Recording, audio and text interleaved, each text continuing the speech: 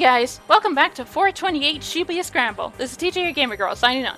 So, in the last episode, we got some bad ends because I had to switch between Achi and Kano, and we actually finished Kano's story. Like, apparently each character is going to have stories that last an entire hour. Because both Achi and Achi's story started at 10 and ended at, well, basically, 10:55, close enough. But we still have Kano's to do. And yeah, we were originally tailing the foreigner. Achi, he noticed Achi and Hitomi, everything went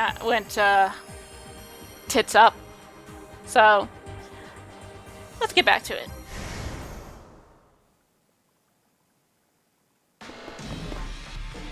The man darted down a narrow alleyway. Kano ran faster. The man sprinted through the side streets. Evidently, he knew his way around Shibuya pretty well. The man shot out onto a major thoroughfare, then bolted up at the pedestrian bridge. Just where the heck was this guy heading? Halfway across the bridge, the man stopped abruptly. Cautious, Kano stopped as well. Height, roughly 190 cm. Age, 30s. Hair, dark brown. Clothing, all black. A moment later, the man flashed a triumphant sneer, and he held up the attaché case. Before Kano could even yell stop, it was already too late. The man threw the attaché case down to the roadway below. No! Panicking, Kano peered over the railing. A man on the motorcycle was waiting beneath the bridge. I've been had. Kano bit his lip hard. Damn it! Kano sprinted back down the bridge. Hearing the bike's engine roar to life. He had to make it in time. Descending the stairs 4 at a time, he leapt toward the roadway, but the bike sped out of reach and roared away in the direction of Yoyogi, leaving Kano in its dust. Looking back up at the overpass, he saw the man who'd thrown the attaché case running away. He handed the money off to someone else. He's currently on a motorcycle heading toward Yoyogi. His report to Kuze complete, Kano slumped down in dismay. The cops had played right into the criminal's hands. Now the crooks were getting away, and people's lives were in danger. Was there any greater failure for a policeman? Staring off into the distance where the man who'd thrown the case disappeared, Kano gritted his teeth.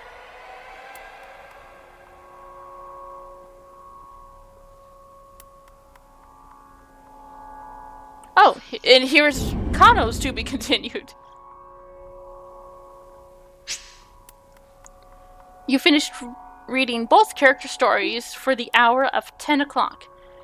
In 428, you'll make your way through all the protagonist's stories in parallel like this. Once everyone has reached the end of a given hour, the next hour can begin. Gotcha. Okay. So you have to get everyone to the end of the hour.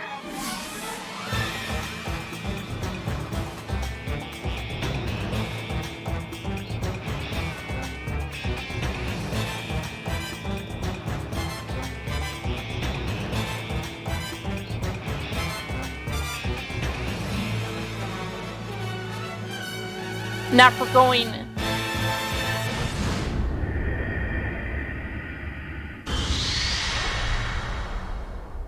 Dude, okay, I like that transition between hours. So now we're going from 11 to 12. We have, of course, Kano, Tama, Osawa, Minonagawa, and Achi. This is the end of the tutorial for this part of the story. You can reread previous tutorial messages via the main menu. There's a lot of important info in there, so reread it closely. Now, 428 has reached the 11 o'clock time block. You have 5 protagonists available. Whose story will you read first? Well, honestly, I'm really curious on how Achi's is gonna go.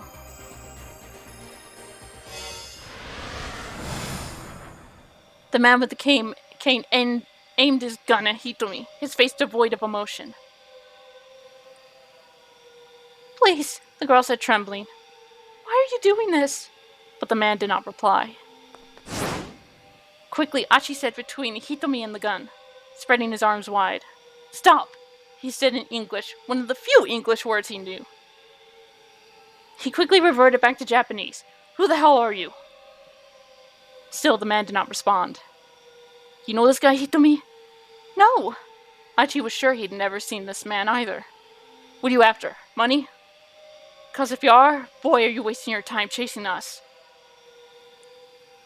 The man furrowed his brow, adjusting his point of aim to Achi's face.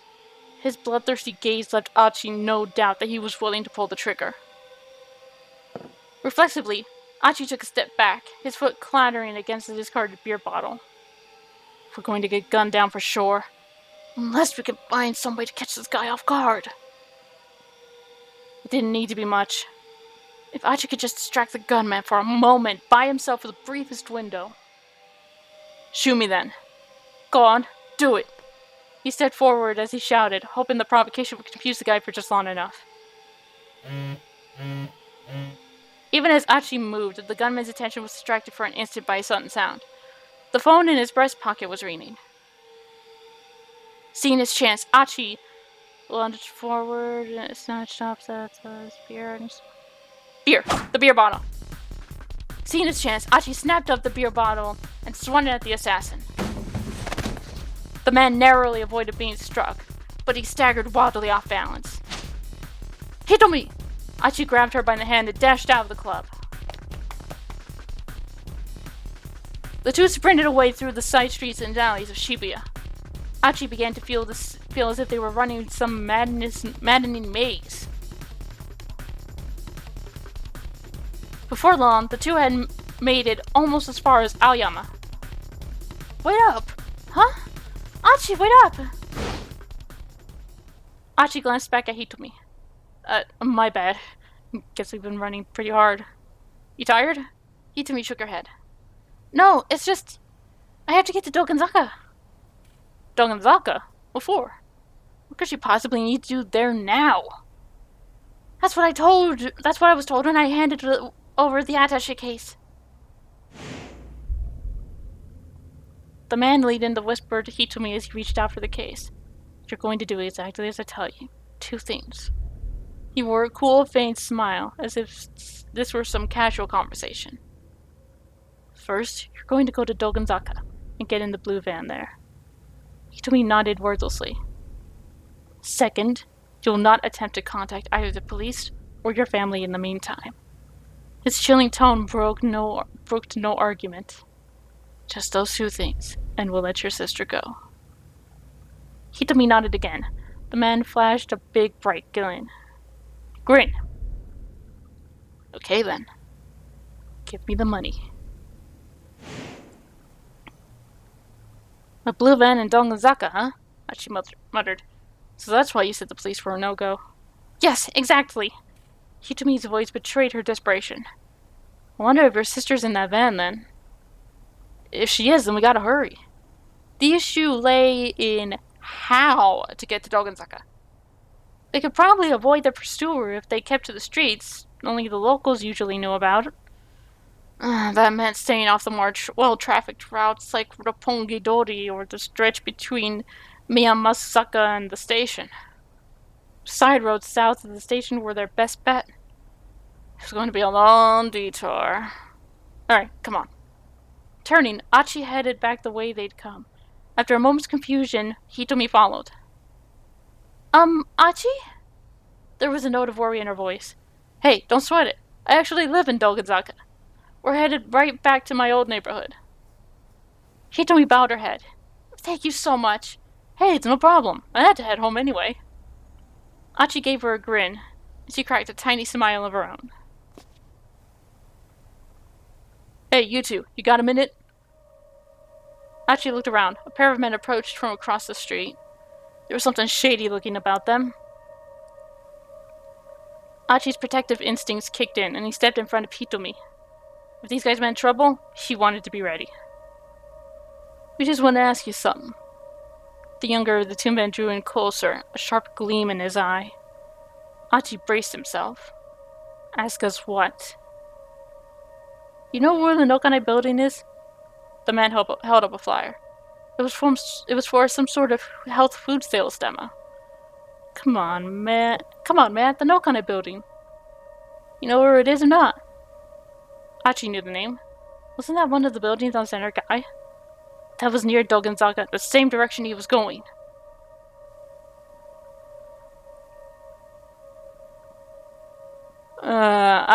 I don't like this. I don't like this at all. I don't like the thought of these two following Hitomi and me.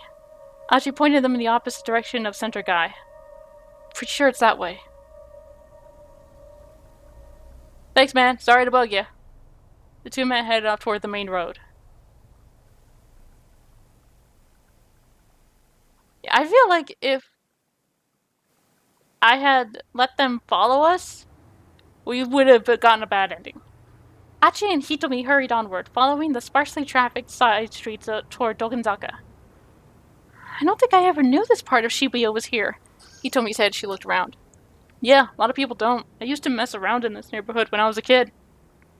The area was a mishmash of run-down residences and office buildings. Almost nobody ever comes here unless they live or work in one of these streets. And check it out, over there. A rare first-hand glimpse of the Shibuya River. A minor river that runs from the Miyamasu Bridge to the Tengen Bridge. Depicted in the 36 views of Mount Fuji by Edo period ukiyo-e artist Hokusai. In Hokusai's time, fireflies were collected from the Shibuya River and presented to the shogun, lending credence to the idea that the river was indeed clean in the past. Have you always lived in Shibuya, Achi? Yep, born and raised. Achi bent down to pick up a piece of trash found from the roadside. That's why I do this. It just pisses me off to see folks make a mess of this place. He picked up another piece of trash. I don't have a job, so I just pick up garbage every day. Man, what am I even doing? Like, cleanup even matters right now. Hitomi took a long, hard look at his face. What? He demanded. What is it? You're a strange one, Achi. That's so. She was right, of course. It was sort of strange, collecting trash every day instead of getting a job. He had his reasons for it, but they weren't important right now. Right now, the important thing was getting Hitomi to Dogenzaka. Come on, he murmured.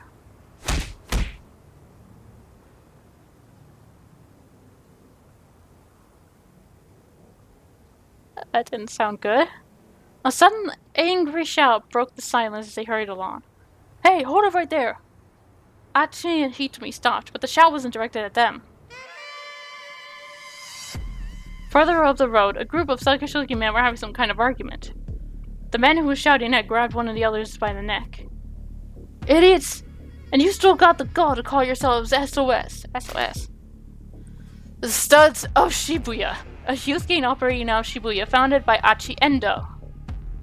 Its current leader is Susumu Nishizawa. Oh, your former gang, huh? I mean, yeah, Susumu, but... The other men standing around looked distinctly uncomfortable. It takes money to run an organization. No, I know! And since it's not like you're Achi or nothing, I thought you could maybe spare some help on that front, boss? Top dog, man in charge, head honcho, he refers to the leader of SOS Susumu. A change in leadership can really shake up an organization. Yeah, Yakuza taught us that much.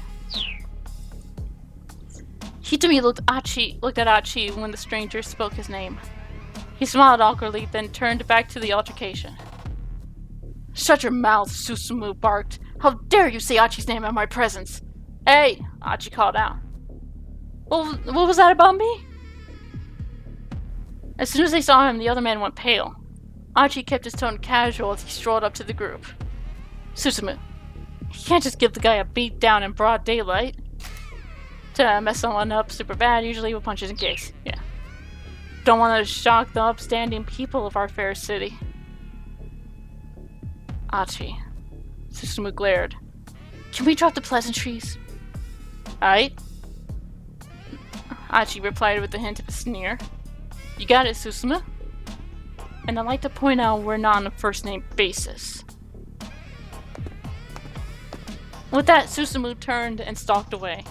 His buddies followed suit, leaving Achi and Hitomi alone again. Did you know that guy? Hitomi asked. His name's Susumu Nishizawa. And yeah, I know him. Or I thought I did. Used to be friends way back. Me and those guys were all part of the same crew, but I bailed a little while ago. Achi fell silent. To his great relief, Hitomi didn't pry any further.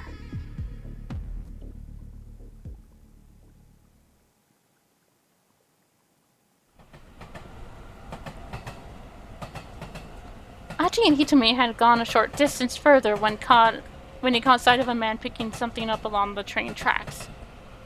Huh, I wonder. Achi went over to him. Hey man, you picking up trash by any chance? Huh? The man let out a panicked shout. Taisei Yasuda, 35 years old. Just opened up a knick-knack shop in Shibuya. Achi knows Shibuya like his own backyard, but this Yasuda guy is new enough that Achi didn't recognize him. Sorry, just kind of looked like that's what you were doing. Oh, yeah. Yeah, I'm picking up trash, of course. The guy seemed pretty unnerved. Like, I just got into thinking, man, this place is filthy. Right on! Achi clasped the man's hand in his own. Someone else who gets it! They do? They do? Totally! I see all this trash all over the place and I can't stand it! Oh, yeah, sure. The man breathed a sigh of relief. Can't stand it when someone throws something away when it can still be useful. I hear that! That's the spirit! Achi pulled out the trash he had stuffed in his pocket. Here you go. Huh? Go ahead, have all of it. The man looked dumbfounded. Usually I go around picking up the trash around here, but I've got a little thing I gotta do today. You got it from here. I'm counting on you. What? Actually, I'm kind of... Great, thanks. Achi beamed in approval, then rejoined Hitomi and headed down the street. The man let out a sigh. Fine. Poor guy. Slipping through a narrow back alley, they came out near the top of Dogenzaka. Achi looked down the hill, but didn't see a blue van anywhere. He and Hitomi started making their way down towards Shibuya Station. Hitomi muttered to herself, I don't see a park around here. Her face twisted up with worry. It was a lot harder to find street parking closer to the station. Hitomi, hold up. Achi had a sudden idea. He darted to a nearby soba restaurant, motioning for Hitomi to follow. Hey, he called out to the proprietress, a sharp-eyed middle woman. You're looking as lovely as ever today, I see. Oh, Achi! Are you done collecting trash for today? The lady took a look at Hitomi, her eyes lighting up, probably gonna think she's a girlfriend. Maki Yoneda. When she was 19, she happened to stop by this place, and was captivated by the chilled curry soba. By day's end, she decided to make the restaurant her new home. Married the owner at age 22, and they managed the establishment together. Last year, her husband of 30 years passed away. Now she safeguards the generations-old secret of chilled curry soba on her own. Is this your girlfriend? Huh? Oh, no, it's nothing like that. The proprietress was undeterred. Oh, she looks just like a model. She's a spitting image of me at that age. My. Achi's got himself a girlfriend. I said it's not like that. The woman waved Hitomi over. Now, you know Achi's got a bit of a mouth on him, and he's not the sharpest tool in the shed, but he's a sweet boy. Okay? Hitomi forced a polite smile to her face. I'll try to deny it, but don't you listen. Has he told you about Suzune? Ma'am, please! Achi jumped in on the conversation. You gotta hear me out. Whatever's the matter? I'm just trying to talk up your good points. Have you seen a van parked around here? A van? Let me think. Yes, come to think of it, there was. A blue one, she added confidently. Hitomi leaned forward.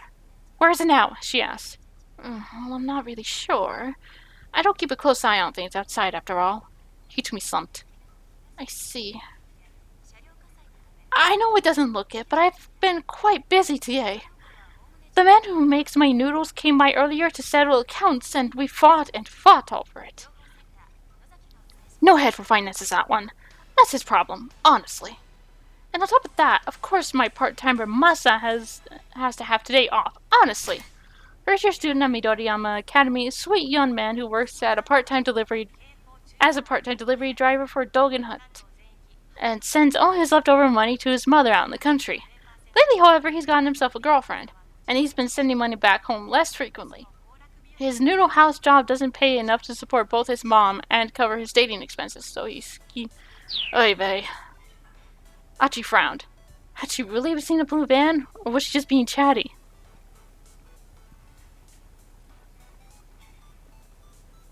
But women of her age weren't reliable. Oh my god, that is ageist.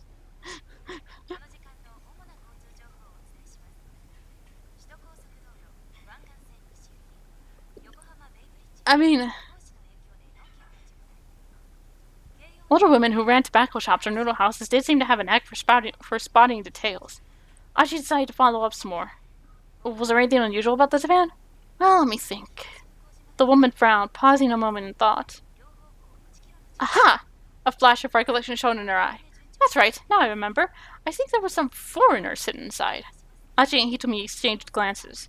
Yes, I'm sure of it. The man who makes my noodles said he saw it too. Was there anything else? Hitomi asked. No, not that I can remember.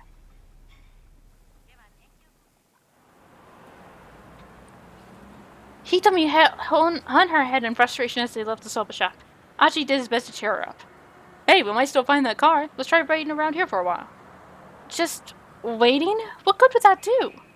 It's possible they went looking for you when you didn't show, Achi said. Maybe they'll come back. Nope. He sat down at the edge of the planter outside the restaurant. But the criminals already have the money, she said anxiously. Even Achi understood the implications. Now the crooks had the ransom, their hostage was not even a liability. Why take the risk of laying her girl when they already had what they wanted? Situation was bad. Very bad. Still, just running around Shibuya willy-nilly was only going to tire and frustrate them. Achi wanted to make sure Hitomi had a chance for a little break. We don't have anywhere else to look, so let's just give it 10 minutes, okay? He said. Hitomi seemed unconvinced. She looked like she might just march off Dongenzaka any moment. I understand how you feel, but you know what they say. Slow and steady, stay in place. Hitomi burst out laughing. What's so funny? It's slow and steady wins the race. For real? Hitomi smiled, then sat down beside him. Alright, she said. We can wait here for 10 minutes. Cool, we've run enough races today already, right? Hitomi kept her eyes on the cars passing through Dogenzaka for a while, then murmured softly to Achi. Thank you so much for everything. Really. You could thank me after we find this van. I'm sure if I'd been by myself, I'd have been in too much of a panic to do anything. Oh, what can I say? I try to keep my head up and face things as they come. You're quite the optimist, aren't you? Achi grinned. He tried to recall what optimist meant. He was pretty sure it had something to do with the doctors. That's optometrist! Achi! The shy, sweet look on Hitomi's face as she said it, though, made him figure it probably wasn't a bad thing, whatever it was. Cars drifted on by, one after the other, but they saw no sign of a blue van. After a while, even Achi began to grow impatient. This was starting to feel like a waste of time. And then...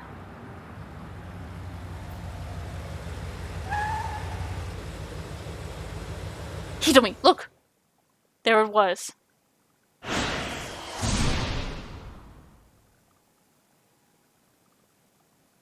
Keep out. Which means we gotta do someone else's. So, let's go over to Kano. See what's up with him.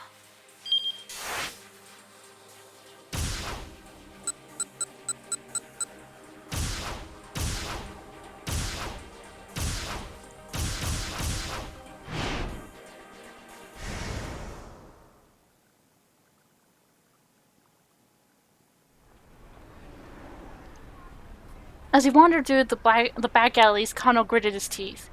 Going after the guy on the bike had been a bad judgment call, but it didn't get you killed. By the time he got back up onto the pedestrian overpass, the man who'd thrown the attaché case was almost out of sight. Kano prided himself on being fleet of foot, but he knew even he would never catch the guy before he disappeared. He'd followed the culprit as far as the alleys, but there he'd lost him completely. All he could do now was hope one of his colleagues caught the man on the motorcycle. Kusei's voice crackled through the earpiece. Mobile Command Center calling all units. The suspect on the motorcycle has handed off the case to an accomplice at Miyashita Park, another foreigner. For real? Kano muttered. One thing immediately struck him as strange. Why hand the case off to someone else at all? Why not just skip on the bike? The man with the motorcycle dumped the bike and fled on foot. We retrieved the bike and run the plate. We've determined it was a stolen vehicle. The advanced police communication system is carefully maintained. By using the digital wireless systems in their patrol cars, officers are able to directly access the station's computer network, allowing them to quickly check to see if an individual is on the wanted list or if a vehicle was stolen. We still don't have enough details to positively ID the suspect. The suspect is now carrying the attaché case and is heading through Dogenzaka, also on foot. We've got him under observation. Dogenzaka, huh? Almost too far from where Kano was now. Looks like we're dealing with a foreign crime syndicate that's familiar with Shibuya. All units, head to Dogenzaka. But do not, I repeat, do not attempt to apprehend the suspect with the case. Let's see where he goes. Kano nodded to himself. Without knowing more about the crook's MO, letting this guy go for now was probably the only right call. I just want you all to know one last thing. Kusei's tone grew more solemn. Whatever happens, I know I can count on each and every one of you. Don't disappoint me. Over and out. Kano had the unsettling feeling that the message had been meant for him. Right, it's now or never. The sudden appearance of this syndicate and its bizarre actions were rapidly moving things beyond the jurisdiction of both the MPD and the local police. Mustering his resolve, Kano headed for Dogenzaka. Kano pulled his cell phone out of his pocket. It was Rumi calling. She knew full well he wasn't supposed to take private calls while he was working on a case. Maybe it was an emergency. He decided to pick up. Rumi? I'm sorry. Are you in the middle of something right now? Kind of. Is this an emergency? Well, yeah. So I'm in Shibuya right now, and... Shibuya? Why does she have to be in Shibuya now, of all times? So, my father came down from Nagano all of a sudden. What? Rumi's father, Shizuo, had been staunchly opposed to the two of them getting married. Kano had visited his home many times, but the man had never even deigned to meet him. Yeah, he told me to tell you he wants to meet with you. What, now? Kano blurted the words out with more alarm than he intended. I told him you were busy working, but he said he'd wait. This can't be happening, Kano whimpered to himself. I'm sorry, I know he can be demanding. That's not the issue. Her dad offering to wait made it harder for him to refuse. Alright, but I'll have to call you back later, okay? I really am sorry. I'll be at the cafe called Lautrec. It's by the train station. Rumi hung up. For a long moment, Kano stood in a daze, staring at his phone, as if keeping up with the case wasn't stressful enough.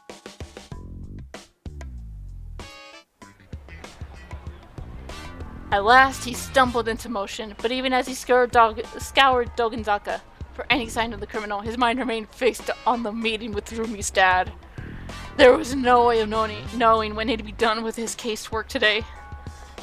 But could he really pass up a once-in-a-lifetime opportunity to get her father's approval for her hand in marriage? Odds are this will not be the only once-in-a-lifetime experience that Takano winds up having today. Most likely. Maybe he could slip away just for a bit. There were plenty of detectives still tailing the suspect. Taking 15 minutes or so to deal with Shizuo wouldn't be such a big deal, would it? It's my big chance to... I mean...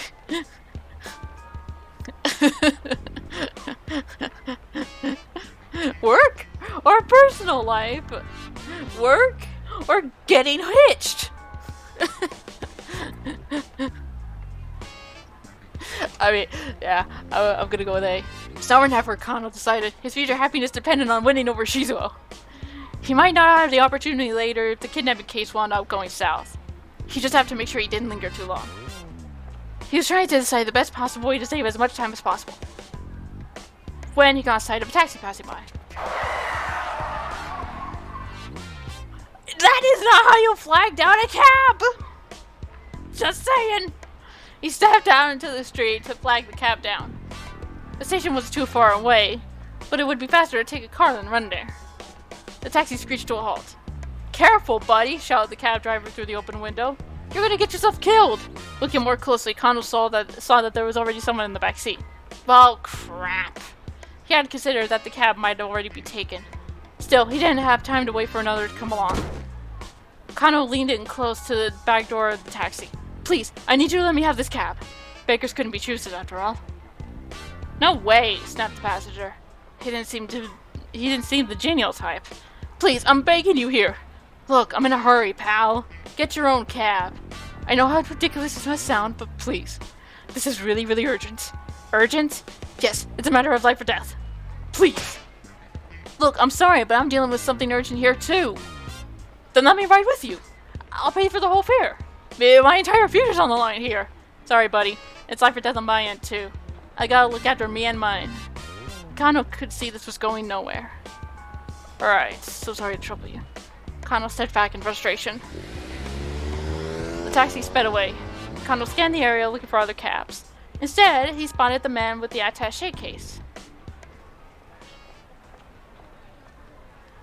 It was a stroke of dumb luck, but Kano wasn't going to lose sight of him now. He decided to follow. Further up along Dogenzaka, in the direction the perp was heading, was where Yamate-dori joined Route 246. Maybe the guy was planning to meet up with the getaway car. No, wait, hold on. If that were the plan, why would the gang have ditched the motorcycle earlier? Kano started tailing the man, racking his brain all the while. The suspect turned down a narrow side road. He wasn't heading toward Yamate-dori or Route 246 at all, but back towards Shibuya Station. What in the world is going on? It was starting to feel like the crooks were just messing with the investigation team. Kano radioed Kuze on the wireless. I mean, we know what a wireless is. Sort of. Multiple different wireless things. "Sir, I don't think there's any point in seeing where this guy leads us anymore. That's not your call to make. Keep watching him." "Sir, this is a waste of time. That girl might be in danger." If Kano's argument was cut short as he saw the man hand off the attaché case to yet another foreigner. Again? How many times were these criminals going to pull this trick? The detectives broke into two groups to follow both of the men. Kano followed the man with the attaché case, who eventually led him back to the area around Shibuya Station. Rumi and Shizuo should be waiting at a nearby cafe right now. Kano tried to remember the name. That's right, it was called La Trek. The name of a cafe where college student Ryoko Kakinuma works as a waitress. Named after 19th century French painter Henri de Toulouse-Lautrec, he created numerous works, including many posters, book illustrations, and book covers, which are highly regarded in the art world. He kept his eye out for a place by that name as he tailed the target. Before long, he did spot the cafe. Its large glass window offered a view of the cozy interior. The sign out front read Lautrec. It looked like this was the place. The man with the case was at the intersection, waiting for the light to change. Kano took the opportunity to peer inside. He spotted Rumi right away. She was facing away from him. So the man seated across from her must be her father. Kano realized he'd never even seen a picture of him. Shizuo grew organic produce up in Nagano nowadays, but until 2 years ago, he'd been a detective with the investigation division. MPD investigative division responsible for handling crimes such as murder, kidnapping, and arson that take place within the Tokyo metropolis. Truly exceptional officers are assigned to this division. They are regularly dispatched to various regional task forces to aid in investigations, where their talents and experience often prove critical. The position of section chief is traditionally given only to dedicated personnel well versed with crime scenes and organizational administration. Makes sense. Rumi looked up to her father for his distinguished police career and always spoke quite highly of him. Kano had figured that if he became a policeman, Rumi might appreciate that. It was this simple impulse that led him to join the force. He had also figured that public servants could stay afloat even in times of recession, and that his physical training would serve him well in such a line of work. Once he was a policeman, he thought, he could approach Shizuo with his head high, and ask for his blessing in marrying his daughter. But after Rumi graduated from university, Shizuo had up and retired from police work. Even Rumi didn't know why he'd made the decision. Kano had traveled to Nagano many times to ask Shizuo for permission to marry her, but the only response he ever got was, I'm not giving away my daughter to any cop. Kano never even gotten past the intercom before her father turned him away. Years on the force had nearly made Kano lose sight of what had driven him to become a policeman in the first place. And now, the chance to meet Shizuo face to face had finally come. He peered intently into the cafe. Across from Rumi sat an older man with a grim expression. Just who was this hard-faced fellow?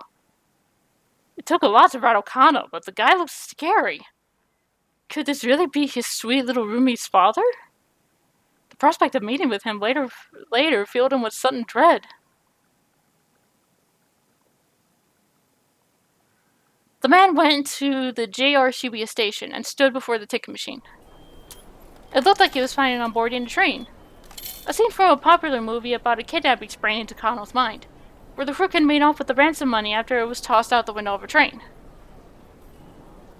What if this guy managed to get outside the Dragon and pulled a stunt like that? Looks like the suspect is going to board the train. Kano informed Kuze over the wireless. Make sure you stay on his tail. Apparently, Kuze still wanted to string the perp along for a bit. We've got the lizards ready to pursue lizards. Japanese police lingo for motorcycle squad deployed to pursue suspects in urban settings. We'll reestablish our dragnet around whatever station he gets off at. The man purchased a ticket from the machine and passed through the gate. There was no way to tell what station he'd bought a ticket for, but it looked like he was heading clockwise along the Yamanote line loop. Kano used his prepaid card and made his way through the ticket gate as well. Officers do not actually get free rides on public transportation simply by flashing their badges, as is frequently depicted in TV shows and films. Doing so might risk alerting the suspect. For this reason, prepaid cards are provided ahead of time. Makes sense.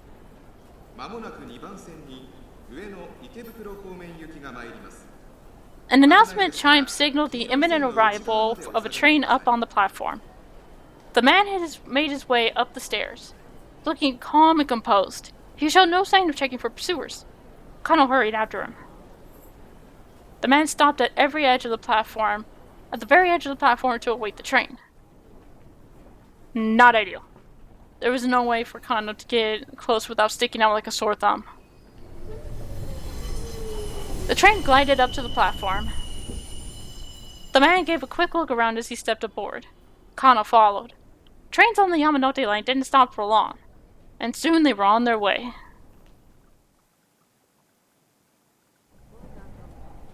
Glancing around, Kano noticed the other MPD investigators who had slipped aboard the train as well. The suspect stood behind the driver's compartment, staring contemplatively at the scenery outside.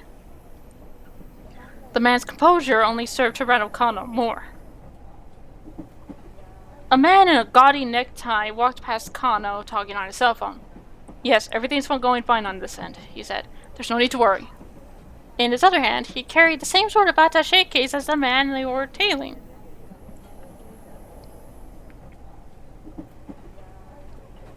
Oops. Spat a little bit on the keyboard.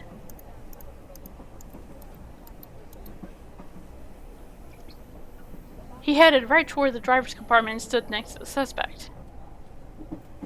Well, now that's not suspicious. Kano leaned his head subtly. straining to make out what he could of the phone conversation at the other end of the car. Yes, of course. 225 pages, all fully proofread. 225? Article 225 of the Penal Code of Japan details kidnapping for profit and kidnapping for ransom. Accordingly, 225 is shorthand for kidnapping. That was police jargon for kidnapping. Was this guy in cahoots with the kidnapper? Maybe the criminals had planned an attaché case swap. Kano watched the newcomer like a hawk. But rather than making contact with the suspect, the man turned around and strode back the way he'd come. He hadn't done anything suspicious at all. Yes, right. Uh-huh.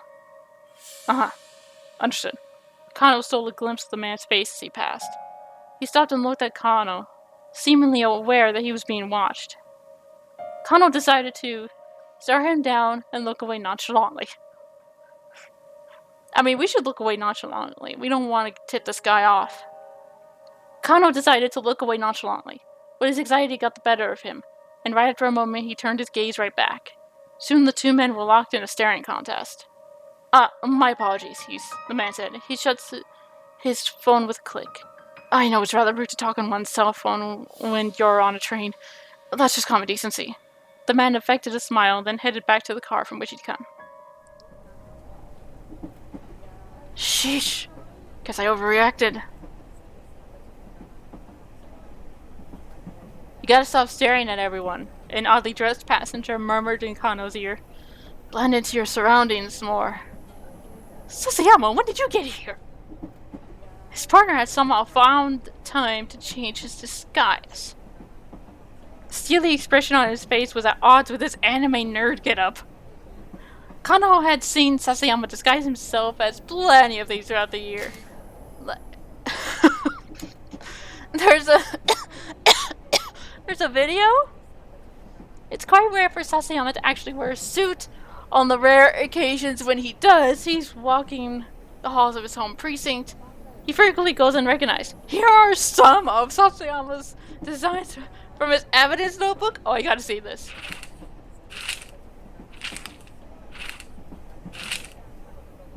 So, Santa Claus. Looks like an what would be considered an otaku.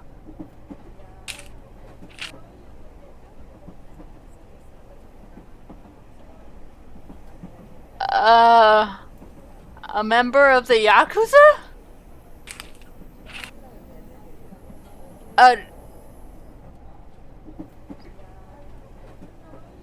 monk? When will there be a monk dressed like that in the city? Seriously, I want to know if there's the possibility of these kind of monks. I don't remember. I want to say that they're Buddhist monks, but they could very well be Shinto monks. Excuse me.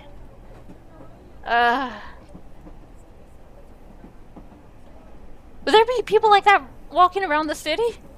Dressed like that?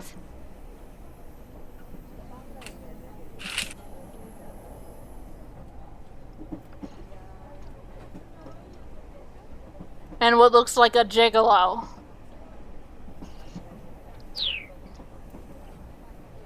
Chef, magician, samurai, and an astronaut to name a few. But this was a new extreme even for him. When he first joined the force, Kano had found Sasayama's costuming antics amusing, wondering where he managed to find these outfits. But lately his quirk had become tedious. You like the ocean? Huh? Never mind. Sasayama pulled a small bottle from his breast pocket. Drink this while you can. Guessing you haven't eaten. Huh? What's this? Least I could do. He handed Kano the bottle and then slipped away into the next compartment. He pulled an all-nighter and hadn't eaten, so he was glad to have something. He took a sip. Whatever it was bland. It almost didn't taste like anything. Just what had Sasayama given him? What the heck. Anything's better than nothing. He brought the bottle down to his lips and chugged the contents down. He suddenly got a massive head rush. He felt a heat like a burning that spread from his insides throughout his whole body. No, that wasn't right. It was an ache. It was a ferocious ache. Wait! Did he drug us? A burning that spread from his insides to his fingertips. And there was pain. A numbing that spread from his insides all the way down to his toes. Burning, aching, hurting. Twitchy, dizzy, chilly willy. This is not good. This was super duper not good. He broke into a cold sweat. His forehead drenched over his body, damp and clammy all over. He felt his grip on consciousness slipping. Sasayama, what the hell did you do to me? With bleary eyes, he's going to read the writing on the bottle.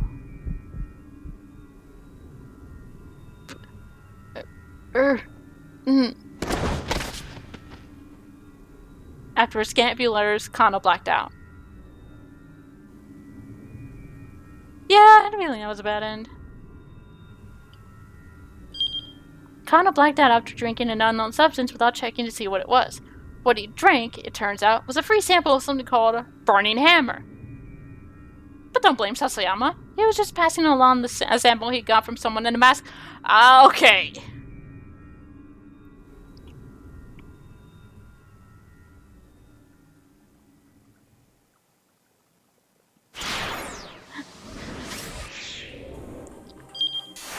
So, we gotta go through Tama's